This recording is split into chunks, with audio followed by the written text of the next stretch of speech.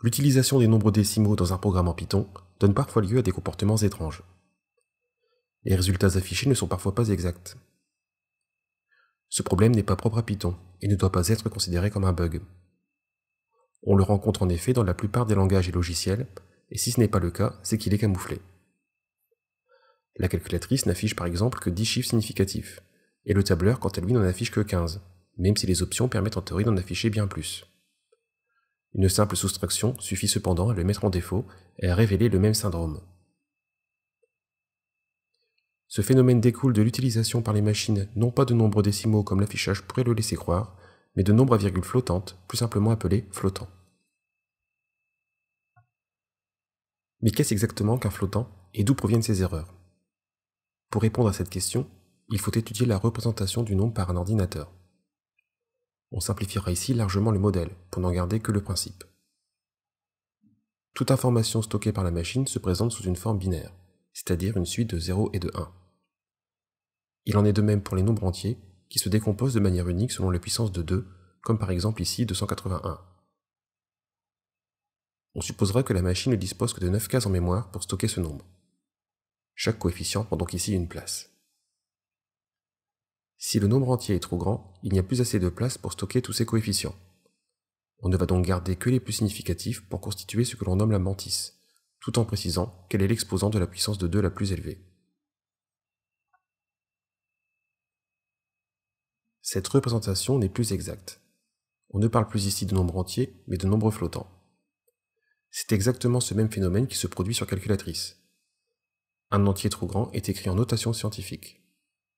Cette écriture peut être assimilée à un nombre flottant dans le système décimal, l'exposant permettant de faire flotter de manière imagée la virgule à travers les chiffres de la mantis. Voyons à présent comment sont représentés les nombres décimaux. Le modèle binaire reste valable, mais cette fois avec des puissances de 2 d'exposants négatifs. Ici, 0,8125 se décompose de manière unique et le nombre flottant stocké en machine correspond exactement à sa valeur. Mais cela est très rare. En effet, l'immense majorité des décimaux, comme 0,1, n'a pas de décomposition exacte. Le nombre flottant stocké en mémoire est donc celui qui lui est le plus proche, par défaut ou par excès. À l'affichage, Python et les autres langages en tiennent compte. Mais en réalité, les nombres décimaux 0,1, 0,2 et 0,3 sont représentés par des nombres flottants dont les écritures décimales sont approximatives.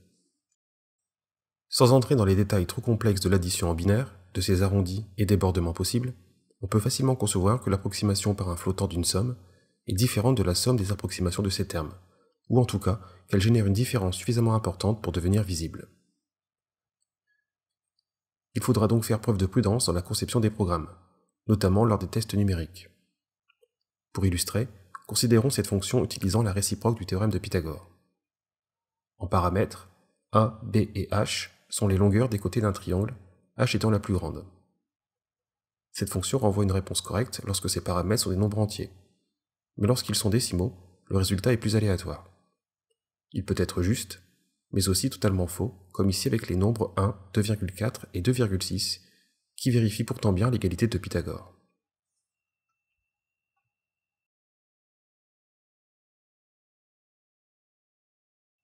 Autre exemple. X est une variable initialisée à 0, dont on augmente la valeur d'un centième dans une boucle, jusqu'à ce qu'elle vérifie une égalité. En théorie, X doit prendre la valeur 7,28, solution triviale de l'équation proposée, et la boucle doit s'arrêter. En pratique, X est un nombre flottant et l'égalité n'est jamais vérifiée. La valeur de X susceptible de stopper la boucle est dépassée, et le programme ne s'arrête jamais. Avec les flottants, on doit fixer soi-même une marge d'erreur sur les égalités. Ici, on va se donner une marge d'un centième. On incrémentera donc la variable x tant que l'écart en valeur absolue entre les deux membres de l'équation est supérieur à un centième.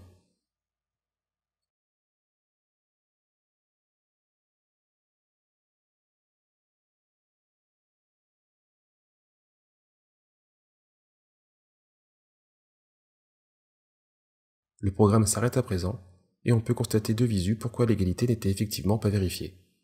X ne vaut pas exactement 7,28. Le programmeur devra donc toujours veiller au contexte dans lequel le programme s'exécute.